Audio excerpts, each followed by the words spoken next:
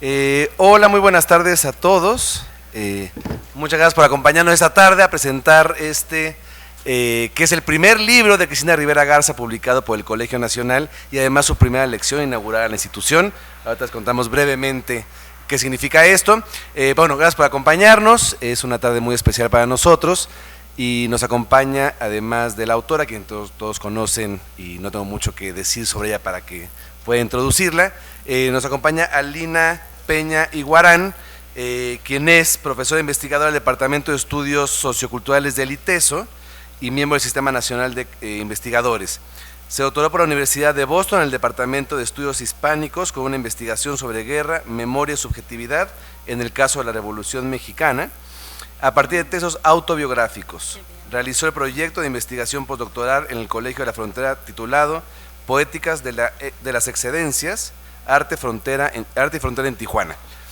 Es una breve presentación. Realmente lo que queremos es hacer un diálogo el día de hoy entre ambas autoras, donde vamos a poder comentar, volver al discurso inaugural de Cristina al colegio. Les cuento brevemente lo que es esto. El Colegio Nacional es una institución fundada hace 80 años, cumplimos 80 años en este 2023, que reúne a los más destacados o algunos de los más destacados investigadores, científicos y literatos del país, con la intención de divulgar su conocimiento de manera libre y gratuita. Entonces, la función del colegio es impartir conferencias para divulgar la producción intelectual de cada uno de ellos. Cuando uno de ellos ingresa, elegido por el comité de miembros que lo conforman, tiene la obligación de dar su lección inaugural, que es la primera conferencia impartida en la institución, donde hay una especie de declaración de principios de quién es, cuál ha sido su trayectoria, por qué ha sido de alguna manera reconocida por aquellos colegiados que la han seleccionado como miembro de la institución, y es respondida por otro colegiado a la cual se le invita a que le dé respuesta. En este caso fue Juan Villoro, otro integrante del Colegio Nacional. Cristina integró en el mes de julio, creo que fue junio, el 21, y además es la primera mujer escritora que ingresa en la institución, con lo cual es un hecho que sí marca un precedente muy importante. Realmente motivo de gran orgullo, felicidad de manera unánime, es algo que es muy importante para todos y desde luego, qué honor que en caso mío yo soy Alejandro Cruz, el director de publicaciones de la institución, pero qué honor contar con la presencia de Cristina, de poder de alguna manera estar cerca de sus textos, que son realmente una cosa increíble. Y entonces esa fue la primera obra que sacamos de ella, nada más como una especie de anuncio mínimo editorial. Es el nuevo diseño que tiene la colección de discursos de ingreso, que también sale junto con los discursos de este año, y es en este caso el de Cristina que lo está inaugurando. Entonces, yo es nada más de estas palabras. Le cedo la palabra a Lina, quien ya nos irá guiando en este diálogo con Cristina. De nuevo, muy bienvenidos a todos y también a quienes nos sigan en línea en este momento. Bueno, muchísimas gracias, Alejandro, por el espacio. Muchísimas gracias al Colegio Nacional por la invitación. Es un gusto y un honor para mí estar aquí en este encuentro con Cristina Rivera Garza, una pensadora y escritora que admiro mucho desde hace muchísimo tiempo. Entonces, pues sean todas bienvenidas, espero que pasemos un rato muy agradable. Y voy a leer un pequeño texto para abrir un poco la conversación y, va a comenzar. El pasado julio, el Colegio Nacional distinguió la trayectoria de Cristina Rivera Garza al convertirla en parte de sus integrantes. El honor es para la misma institución y para todas nosotras, porque su incorporación permite dar cuenta de ciertos cambios que hay que celebrar y seguir visibilizando.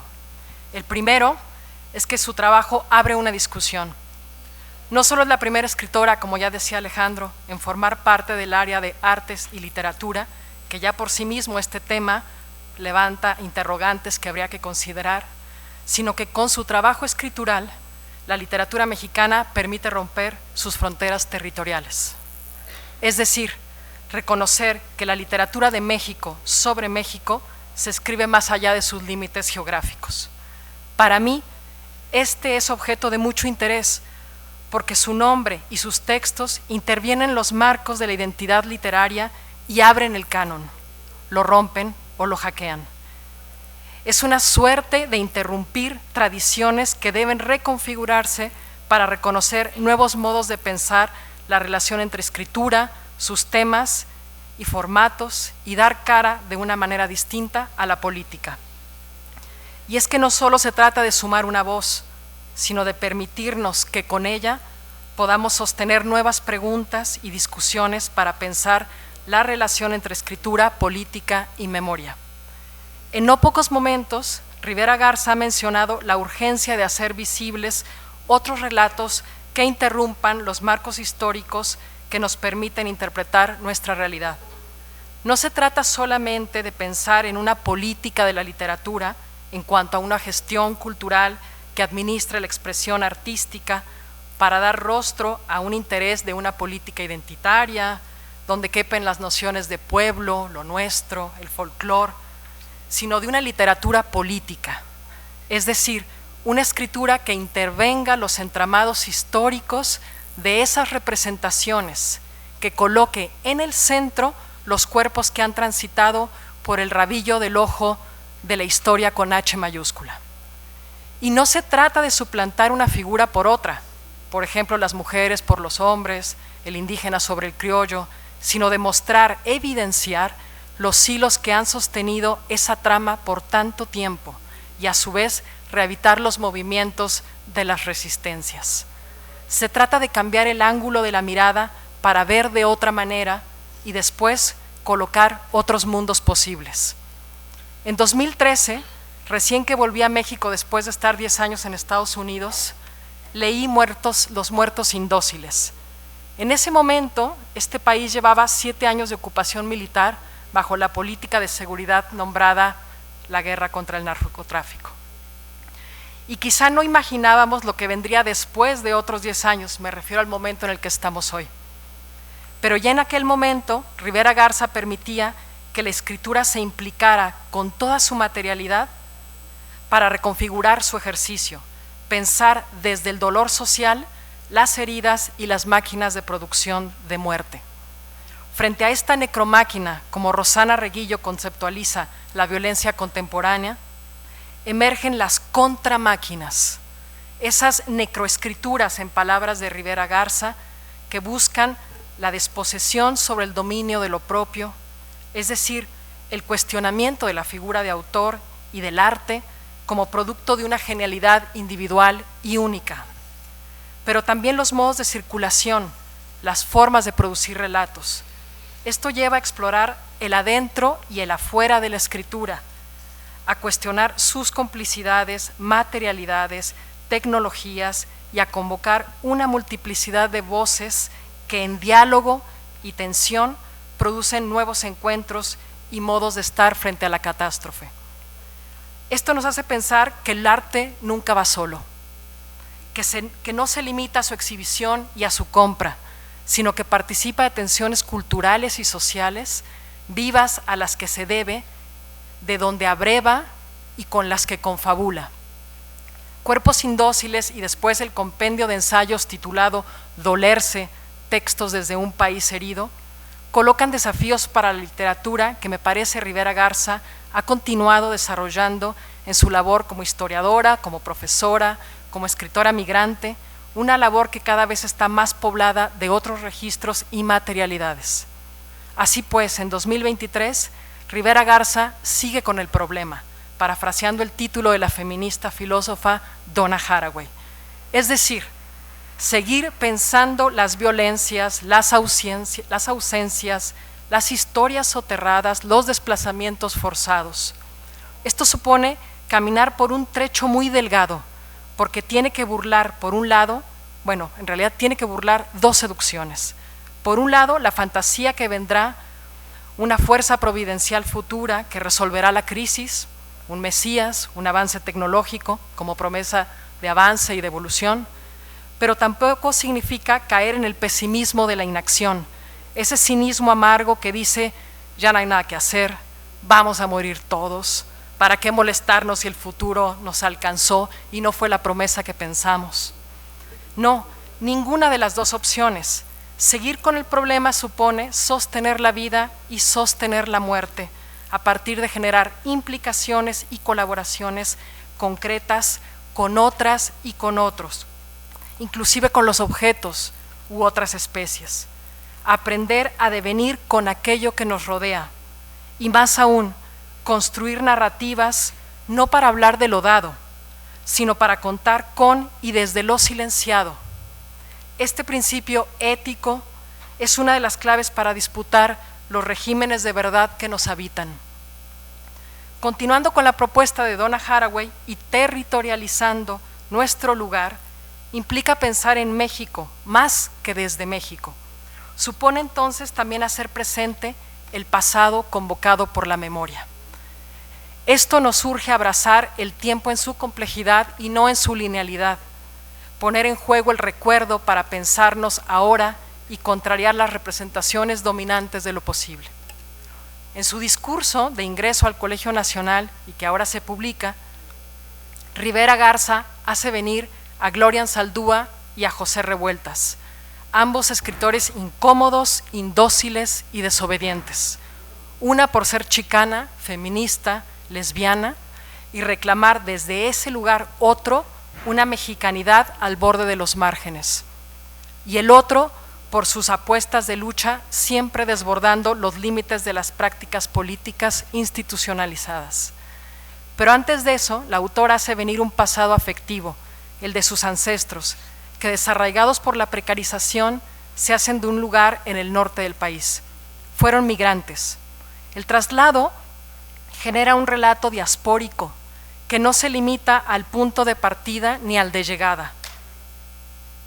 Tiene que ver con el relato que sucede durante la mudanza.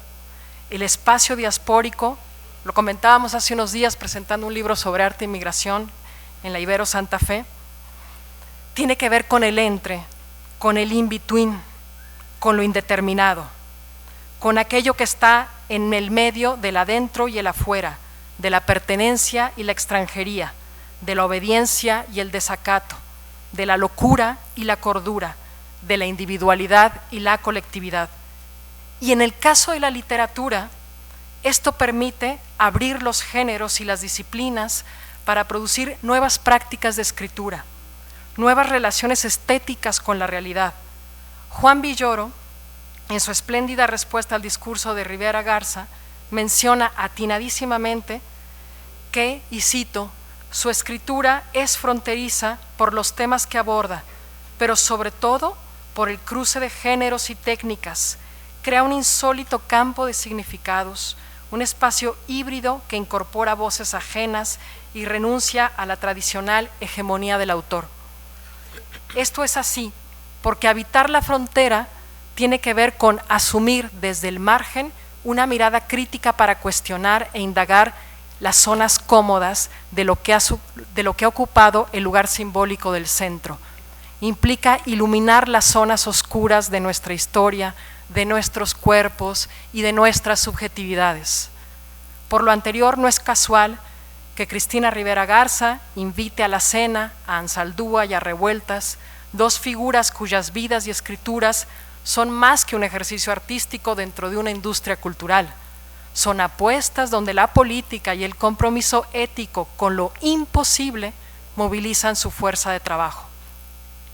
La primera, Anzaldúa, nos permite colocar la discusión de la frontera en toda su amplitud, y aquí viene una palabra medio sangrona, epistemológica, es decir, como una clave para pensar la manera como hacemos, como interpretamos, como organizamos.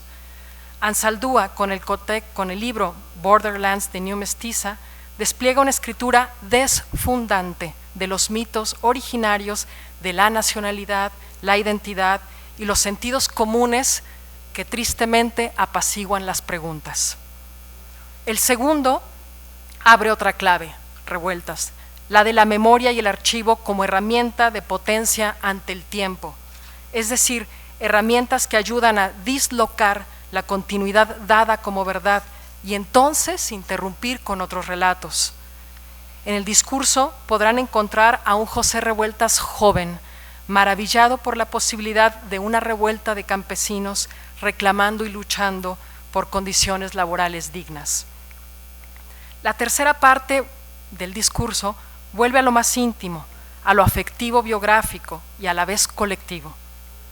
Si el texto abre la puerta con la historia de sus ancestros paternos, trabajando en los campos de algodón de Tamaulipas, las últimas páginas nos lleva a El invencible verano de Liliana. Uno de sus últimos textos, que como la mayoría aquí ya han de saber, relata con la misma Liliana, con sus amigos y sus padres, la potente historia de una mujer llena de vida, víctima de un feminicidio. Y aquí me gustaría recordar una advertencia que hace Reyes Mate, filósofo español, cuando nos hace pensar, es una advertencia muy potente la que coloca, que dice que la víctima total es una trampa, porque se extiende a toda la existencia de una persona, a la identidad, y apunta, uno es víctima de una situación, y esa situación no define por completo a una persona. Así encontramos a una Liliana desmadrosa, valiente, chistosa, cachonda, implicada profundamente con sus deseos.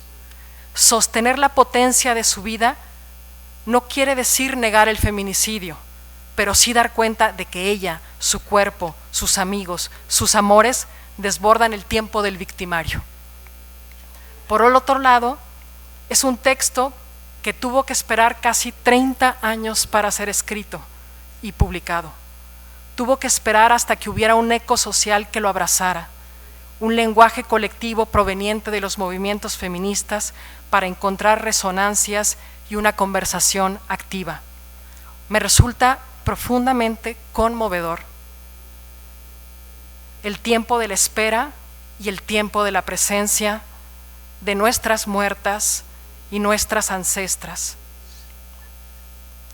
porque esto implica abrir la historia y reclamar verdades, ya no universales, sino verdades éticas, que en palabras de Amador Fernández Sabater, una verdad ética es aquella que quema el presente. Generar un clima común, una conversación donde, como en este caso, una novela se convierte en un hashtag Justicia para Liliana, en un mural, en un afiche, en un grito compartido en una marcha, pues nos urge socializar el dolor como potencia afectiva que nos cobije en la intemperie. Muchas gracias, Cristina.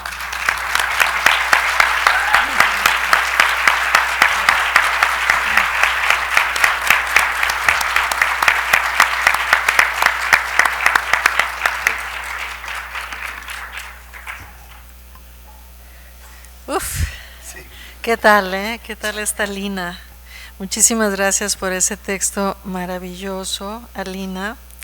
Gracias a todos ustedes por estar aquí también. Estoy muy contenta, muy emocionada. Hace rato, mientras esperábamos llegar aquí, Alina y yo platicábamos que tenemos en común un amor muy profundo, muy intenso por Tijuana, por la frontera precisamente. Y creo que se nota en la manera de pensar y en la manera de ir aproximándose a fenómenos muy distintos. Pues, ¿qué les puedo decir yo? Gracias, Alejandro, también por organizar esto y por el nuevo diseño de estos libros que quedaron muy guapos, creo yo, ¿no? Poner las letras aquí en lugar de las fotos de antes creo que nos hace colocar el énfasis sobre el texto, ¿no? Que yo creo que siempre es lo que sobrevive y lo que importa. Pues qué bien, yo nada más, lo que tenemos pensado es hacer una especie de diálogo, y lo único que, antes de empezar con el diálogo, a lo mejor lo que yo les podría compartir es que no me tomo a la ligera esto de ser la primera escritora integrante. No me gusta la palabra miembro, se oye muy extraño. Soy la primera integrante, escritora del Colegio Nacional, sobre todo en un país donde tenemos una larga tradición de extremadamente maravillosas, inteligentes, ricas escritoras. son muchas y seguramente si las empiezo a mencionar me van a faltar, pero qué orgullo pertenecer al mismo linaje donde está Rosario Castellanos, Amparo Dávila, Guadalupe Dueñas, María Luisa Puga, Elena Poniatowska, Margot Glantz, Rosa Beltrán más contemporáneamente, Ana Clavel, más jóvenes ahora, Gabriela Damián Mirabete, en fin, si siguiera ya no, esa sería mi intervención ahorita, ¿no? Mónica Rojas que está aquí, en fin, son muchas por fortuna. Y lo que he dicho hoy en una serie de entrevistas es que ojalá no tengamos que esperar 80 años otra vez para que otra escritora forme parte del Colegio Nacional, ¿no? Yes, ajá.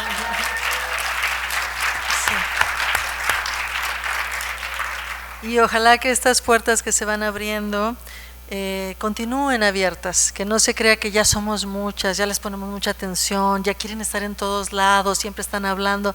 No es cierto, seguimos siendo desgraciadamente muy pocas, seguimos siendo muchas produciendo este trabajo minucioso, relevante, político, estético con el lenguaje y lo dicho, ojalá que pronto podamos tener esta conversación ampliando estos rangos y teniendo a más, siempre más. Eso yo creo que es importante. De esta lectura tan generosa que ha hecho Alina, yo fíjense, he estado tomando una serie de notas, pero lo que sí les puedo decir es que para mí era muy importante entrar al Colegio Nacional de la mano. Hay muchos escritores y escritoras que admiro, pero era muy importante para mí entrar de la mano de José Revueltas, que entre otras cosas ha sido nuestro gran desobediente, ¿no? Nuestro gran escritor en la resistencia y en la contestación. Y para mí, de manera fundamental, es un escritor que muy joven viajó a un lugar en el norte de la República, muy cerca de la frontera con Estados Unidos, en Estación Camarón, el lugar desde el cual basó una de sus novelas más importantes, la segunda de hecho que escribió, El luto humano. Por ahí, por ese mismo territorio pasaron mis abuelos paternos y de hecho también los maternos, a quien les debo dedicar más espacio porque esto de nada más los paternos está complicado, ¿verdad? Está bien, oí eso, Alina, sí lo oí. Y yo siempre he tenido la idea que no tiene ningún tipo de evidencia ni fundamento de que se conocieron.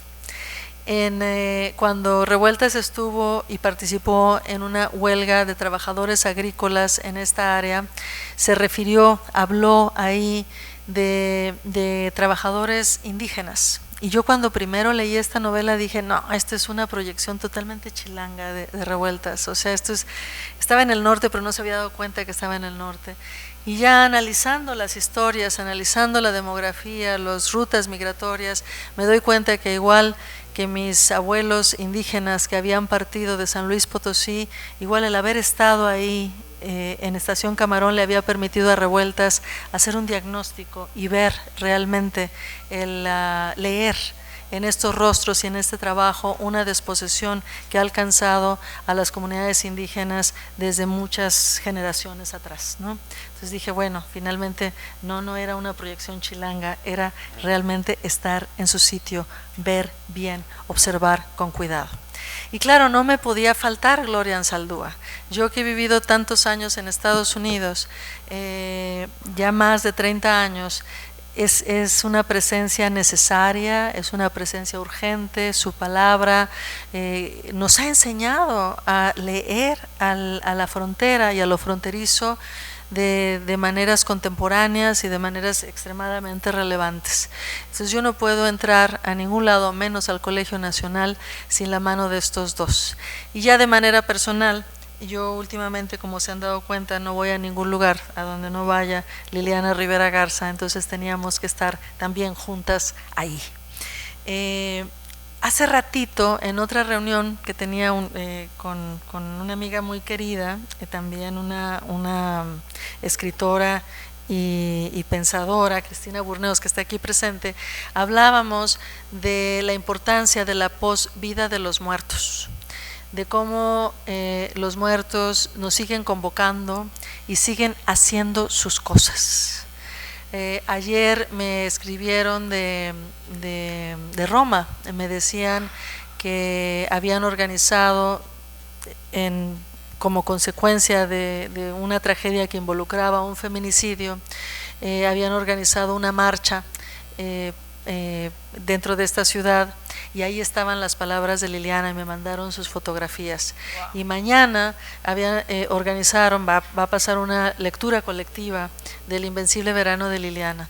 Y yo creo que esta es la posvida de Liliana. Estas son las cosas que nuestros muertos, sea José Revuelta, sea Gloria Anzaldúa, sea Liliana Rivera Garza, nos conminan a hacer, nos invitan a seguir construyendo memorias alternativas, memorias de otros futuros por venir, y eso creo que también le pertenece y debe ser acogido en esta institución, en el Colegio Nacional.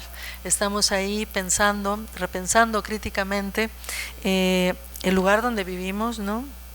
Pero como bien dijiste al inicio, este lugar que va más allá de los límites geográficos reconocidos por el Estado-Nación. Todo el mundo sabemos que Los Ángeles es la segunda ciudad más grande de México, ¿no? Entonces tenemos que ir más allá. Ese es este México de afuera al que se refería Américo Paredes, y son los múltiples Méxicos que seguimos viviendo el día de hoy y que creo también tienen que tener un lugar en el Colegio Nacional. Entonces, nomás les aviso que muy pronto estaremos iniciando un coloquio, una serie de eventos, precisamente tratando de traer esta conversación de lo que puede considerarse de afuera, aunque realmente está dentro, con escritoras latines. Ahora ya no se dicen latinex, se dicen latines, y yo tengo que ser muy respetuosa del lenguaje inclusivo. Yo tengo alumnos a quienes esto les importa mucho, para quienes el uso de los pronombres no es nada más una superficialidad de moda, que tiene que ver con heridas profundas y con posicionamientos personales y políticos. Entonces yo sí les digo escritoras latines, con mucho respeto y con mucho cariño, y sí apoyo este uso del lenguaje inclusivo.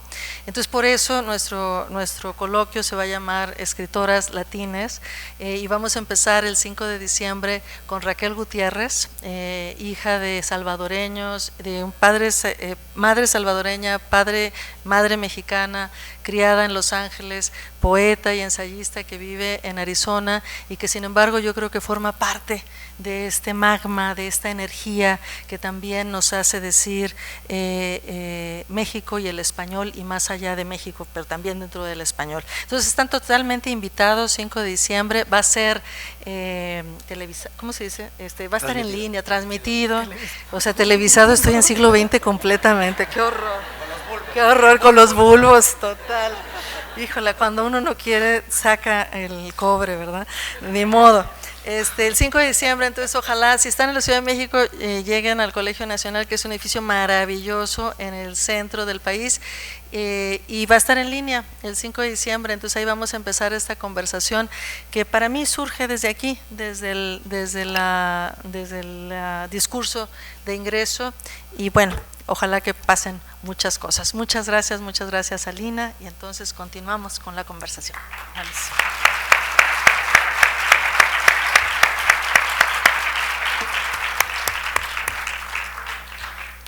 Bueno, hay algo que tú trabajas desde Cuerpos Indóciles, tal vez desde antes, y yo creo que es a lo mejor por mi preocupación por la violencia que anclo mucho tu trayectoria ahí, ¿no?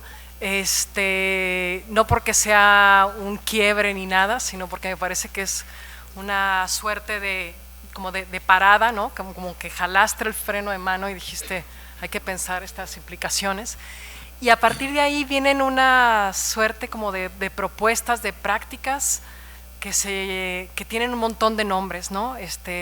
Escritura postautónoma, escritura colindante, escritura geológica, ¿no? Que creo que tiene que ver con el trabajo de archivo y con tu formación como historiadora.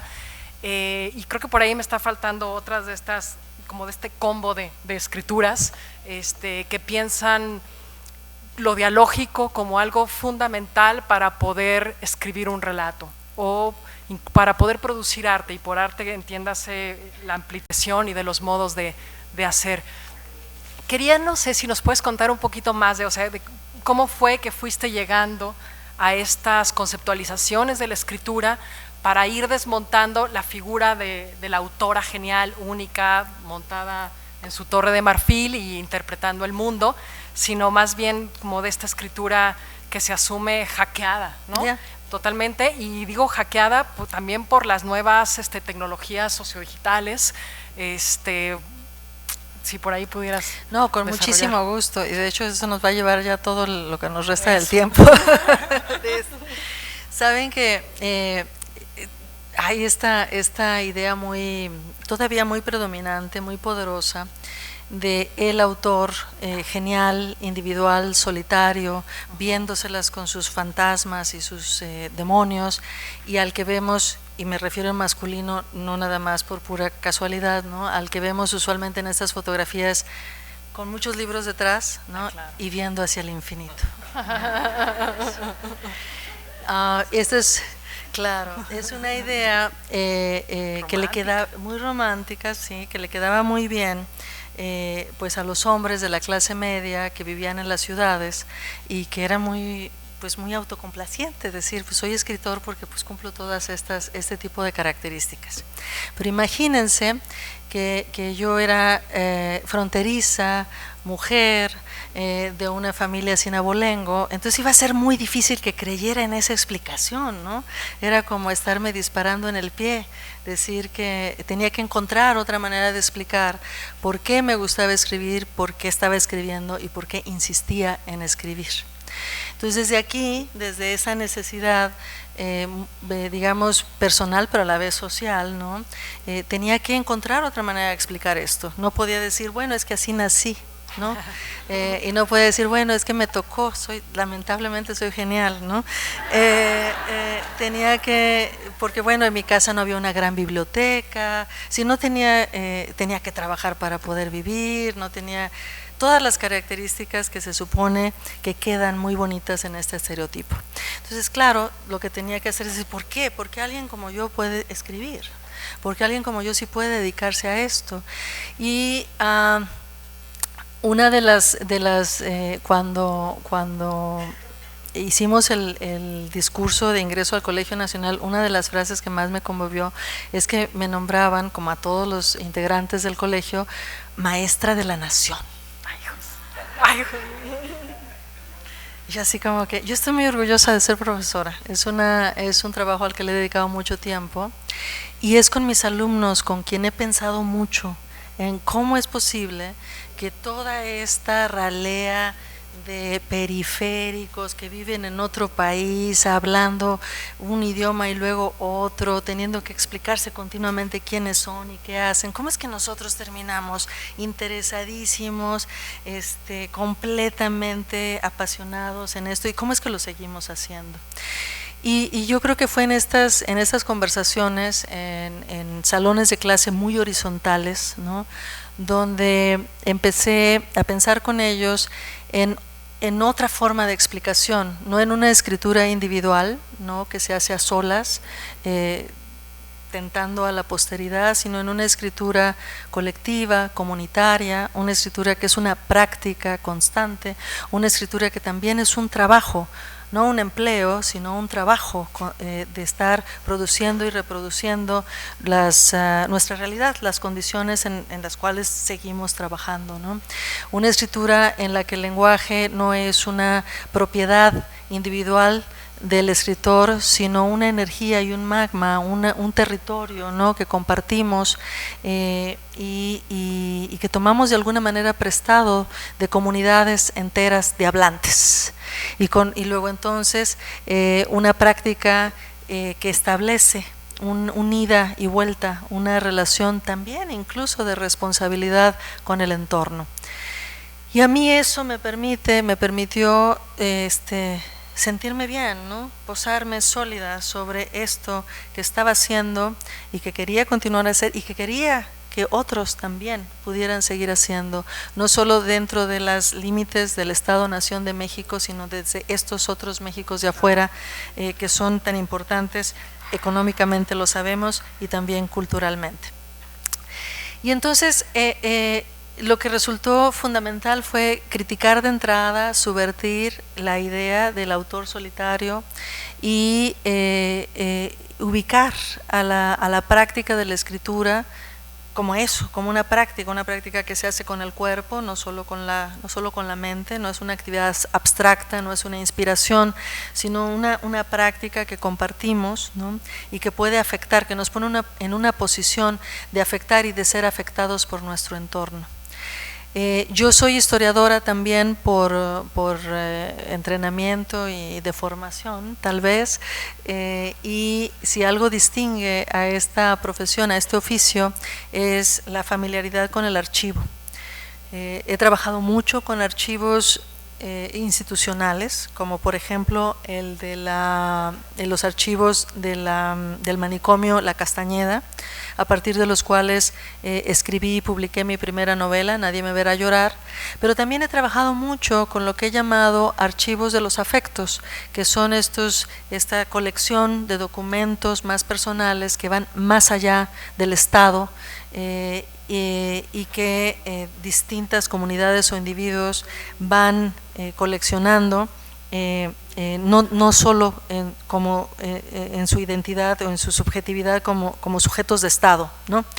Y creo que el mejor ejemplo ahí ha sido El Invencible Verano de Liliana, donde el haber encontrado los documentos de Liliana, el archivo que ella tan amorosamente fue coleccionando, pues me permitió hacer lo que considero, lo que he estado pensando por muchos años, una escritura colectiva, una coautoría en este caso, leerla muy exhaustivamente fue una de las tareas fundamentales de este libro, honrar esas palabras y aceptar su invitación, aceptar que estaba siendo combinada también por esa presencia y por ese mensaje que finalmente pude descubrir en las cajas donde habíamos guardado sus pertenencias. Todo esto muy largo para decir que muchas de estas discusiones que quedan a veces encapsuladas en conceptos intelectuales, abstractos, porque bueno, finalmente uno está en la academia y tiene que comunicarse también con los académicos y bueno, hay que poner las citas textuales y la bibliografía y todo esto, que es una forma también de decir, mi discurso no es mío, mi discurso también es parte de lo que otros han pensado y estoy tratando de contribuir y de rearticularme con otros a su vez. Yo creo que esa es la parte más bonita de la academia también.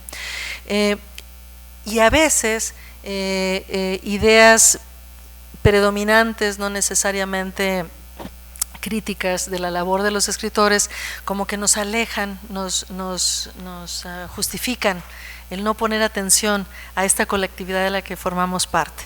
Creo que muchas de las argumentaciones de Los muertos indóciles y Después de dolerse, Textos desde un país herido, de la manera más básica y fundamental es esa, una discusión de decir, estas argumentaciones tienen en su raíz una experiencia personal que no es nada más mía individualmente, sino que comparto con muchos otros.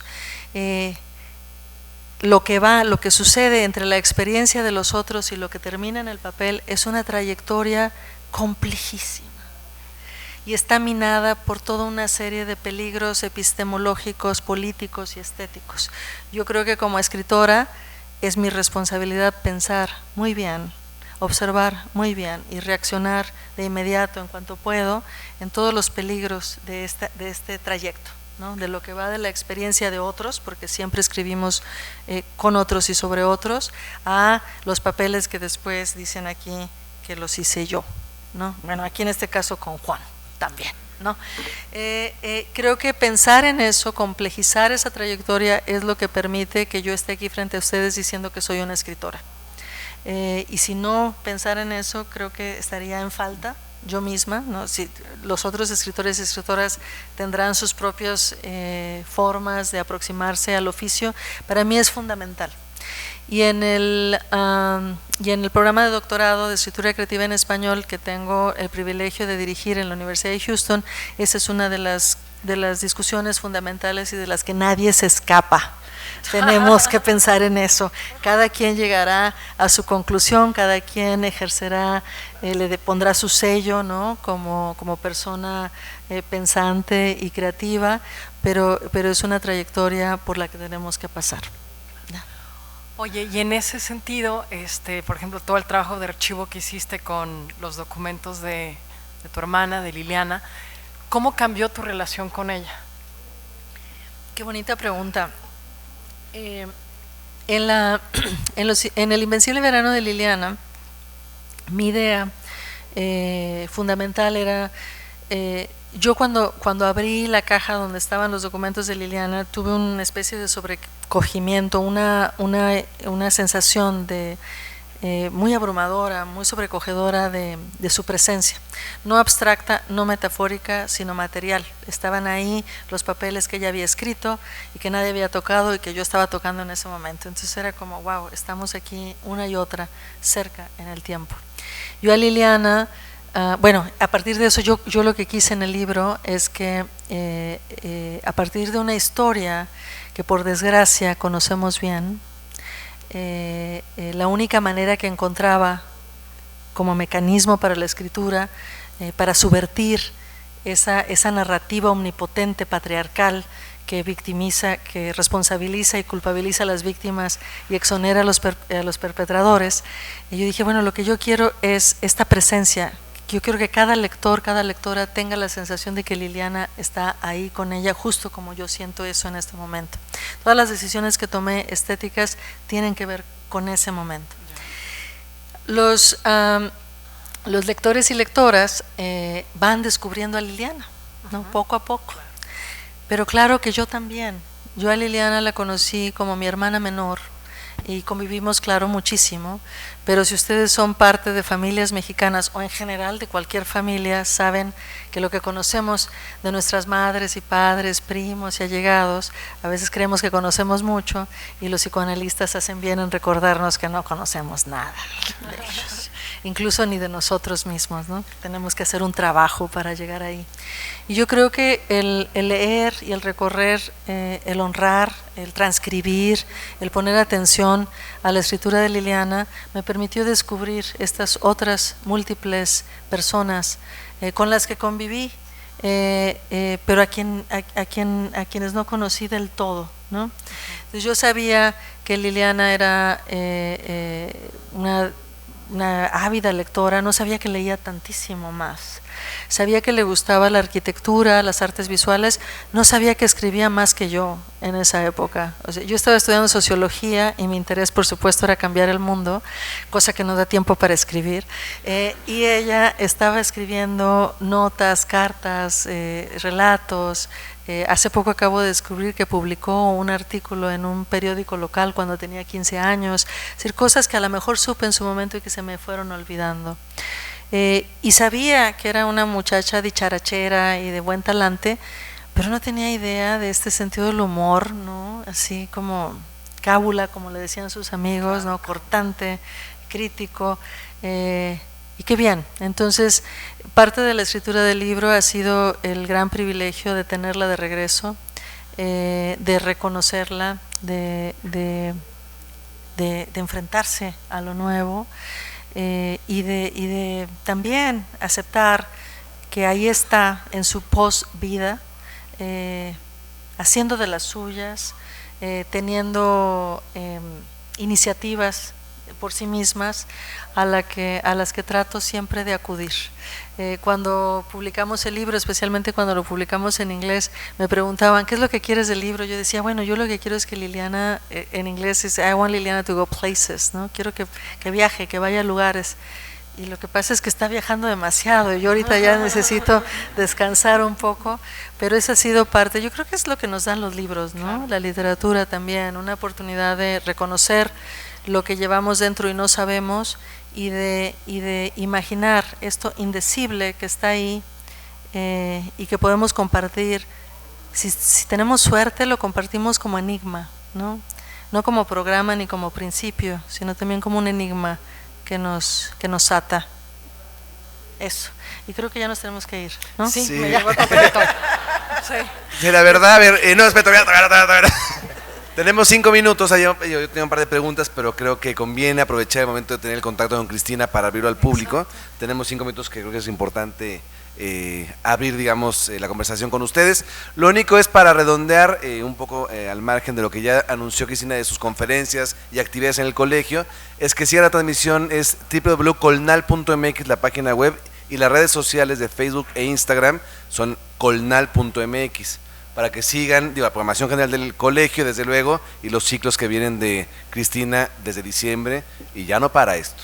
No Así para. que, y están bueno, buenísimos, por cierto, sí. Los ciclos están buenísimos, yo ya me he vuelto… Ya verán que el colegio adicta. tiene esa diversidad temática, disciplinaria, sí, acérquense, además, desde luego, o más allá de Cristina. Entonces, quien quiera ahora sí, levantamos la mano y aquí adelante si quiere, por favor. Uy. Tiene que tener un botoncito verde. Sí, ya. Buenas noches. Pues qué importante estar aquí. A ver, espero concretar esto porque hay como todo un cúmulo. Creo que desde el título de esta conferencia como que me parece que es muy importante porque es escribir desde el presente justamente el archivo y las violencias y estas fronteras. Y hace un tiempo, en un círculo de lectura, leímos Nona Fernández, La dimensión desconocida, y platicábamos que dentro de toda esta violencia que se vivió en Chile y pues en el Cono Sur, ellos ya están cicatrizando esta herida, ¿no? Y que nosotros desde México no podemos tener esto. Que justamente no tenemos El Invencible de Verano de Iliana, que trata de archivo, trata de violencia y trata, me gustó mucho esto de la posvida de los muertos. Y que lo vemos también en cuestiones periodísticas, ¿no? Lidia Cacho se encarga como de visibilizar toda esta violencia que hay aquí, de los archivos y demás. No sé cuál va a ser la pregunta que voy a hacer, pero justo esto, ¿no? O sea, ¿cómo cicatrizamos una herida? ¿Cómo hablamos de archivos? ¿Cómo hablamos de violencias? Y a partir de ahí ficcionalizamos, teorizamos, si esto sucede todo el día y no podemos mirar atrás porque tenemos que estar mirando hacia el frente y a lo mejor lo de Iliana pasó hace 30 años, pero pasó ayer, pasó hoy, está pasando ahorita. Entonces, ¿cómo observar la literatura desde esto? ¿Cómo escribirla? Sabes que, no, está muy bien, esto fue más, tengo una ponencia más que una pregunta, pero bueno, está. No, bien, muchas gracias. El asunto para mí, podríamos llevarnos otra ponencia respondiendo esa pregunta que es importantísima. A mí me ha ayudado pensar que el pasado nunca es una cosa cerrada, ¿no?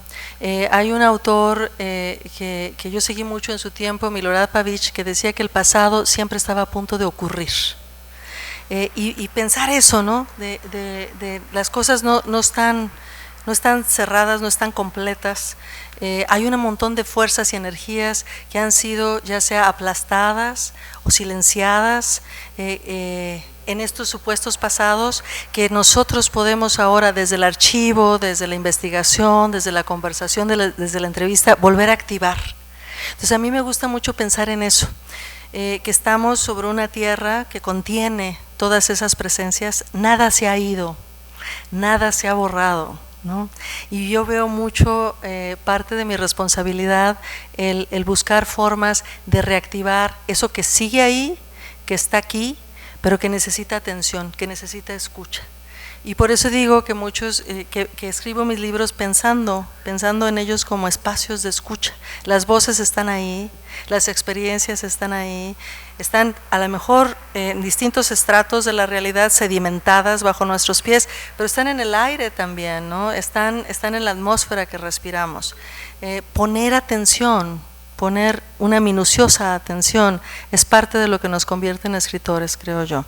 Y ese poner atención incluye el reconocer la presencia de estas invisibilidades a fuerza, ¿no? De estos silenciamientos forzados también, y de echar a andar todas nuestras estrategias, instrumentos, mecanismos para volverlos a surgir y que ese pasado sea presente. Por eso el título del discurso es eso, escribir con el presente, no desde el presente, sino con estas múltiples capas de pasado, pero también de futuro, que están en el presente. Y eso para mí es fundamental. No se trata de volver atrás de una manera nostálgica, sino de reconocer, como bien dices, ¿no? Ha ocurrido 30 años, pero sigue ocurriendo, ocurrió ayer. Desgraciadamente va a ocurrir mañana, y de lo que se trata es que nunca más, ninguna más, no debe de repetirse ya.